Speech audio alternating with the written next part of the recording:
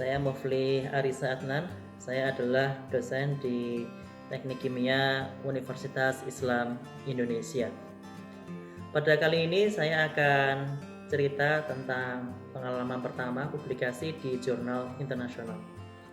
Pengalaman pertama tersebut saya dapatkan ketika saya menjadi mahasiswa master di Kingsford University of Petroleum and Minerals. Topik penelitian saya waktu itu adalah gasifikasi biomasa, both experimentally and simulation. Paper pertama saya yang terbit di jurnal internasional adalah paper tentang simulasi. Waktu itu saya ingat ketika saya eksperimen itu ada kendala, kemudian supervisor saya mengatakan let's move to the simulation because it will take some times. Akhirnya ada ide simulasi, kemudian alhamdulillah saya dapat basic simulasi dari timnya Profesor Heri Susanto.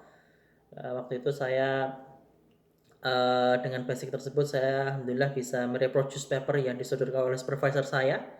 Kemudian kita reproduce paper, kita validasi data, kemudian kita move on ke topik kita. Karena ini adalah pengalaman pertama saya menulis paper, jadi karena paper itu saya pikir lebih besar daripada conference journal, akhirnya data-data saya masukkan semua. Banyak data yang saya masukkan, akhirnya papernya terlalu besar. Tapi it's okay, karena model pembimbingan dengan supervisor saya adalah saya selesaikan dulu semua baru saya kirim. Ya sudah, saya selesaikan semua apa adanya sesuai dengan apa yang di benak saya. Lalu saya kirim ke beliau dan tidak lama kemudian ternyata langsung disubmit ke jurnal, kalau tidak salah waktu itu Bioresource Technology. Dan qadarullah selang berapa waktu dapat rejection letter. Oke. Rejection letter untuk pertama kalinya dalam sejarah kehidupan saya.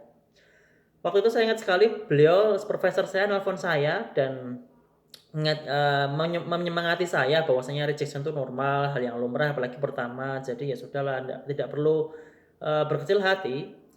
Ya udah, akhirnya saya revisi kemudian submit lagi. Waktu itu yang kedua kalinya kalau tidak salah di BMS and Bioenergy dan akhirnya di reject lagi. Kemudian kami revisi lagi karena sembari menunggu decision kan kita belajar juga bagaimana menulis paper kan ya. Oh ternyata paper itu harus concise. Jadi saya revisi figurnya supaya lebih padat, lebih ringkas dan yang lainnya. Akhirnya kemudian yang ketiga kalinya saya kirim lagi ke supervisor saya. Kemudian supervisor saya mensubmitnya ke International Journal of Hydrogen Energy dan alhamdulillah dapat major revision. Berarti ini ada chance untuk accepted. Kemudian saya revisi sesuai dengan komentar editor dan reviewers. Akhirnya kemudian saya kirim lagi ke beliau, ke supervisor saya, di submit lagi revisinya, alhamdulillah accepted. Dan itulah pertama kali paper saya accepted ketika tahun 2016 dan publishnya kalau tidak salah tahun 2017. Di sini saya ingin meng-highlight beberapa poin. Yang pertama adalah supervisor saya itu ternyata tidak banyak ikut campur dalam manuskrip, sehingga manuskrip yang saya tulis itu langsung ya mungkin direvisi sedikit, kemudian langsung disubmit ke jurnal. Akhirnya apa? Ketika paper itu manuskrip itu akhirnya ter-accepted, ya saya memiliki confidence. Wah, ini ternyata tulisan saya bisa accept di jurnal tanpa banyak ikut campur dari pembimbing. Jadi mungkin ini adalah sisi positif model pembimbingan seperti itu. Barangkali bisa dicoba bagi para supervisor untuk membimbing mahasiswanya guna meningkatkan kepercayaan diri begitu. Poin kedua adalah selama kita memiliki hasil penelitian yang sesuai dengan kaidah, saya yakinlah bahwasanya paper itu pasti bisa dipublikasikan di jurnal internasional. Kalaupun ada rejection, ya itu berarti mungkin salah kamar atau memang tidak sesuai dengan jurnalnya. It's okay, tidak masalah. Atau ibaratnya juga istilah orang Indonesia belum rezekinya lah begitu. Sehingga kalau dapat rejection letter ya sudah direvisi, resubmit lagi. Banyak sekali paper manuskrip saya yang sebelum accept itu di reject dulu.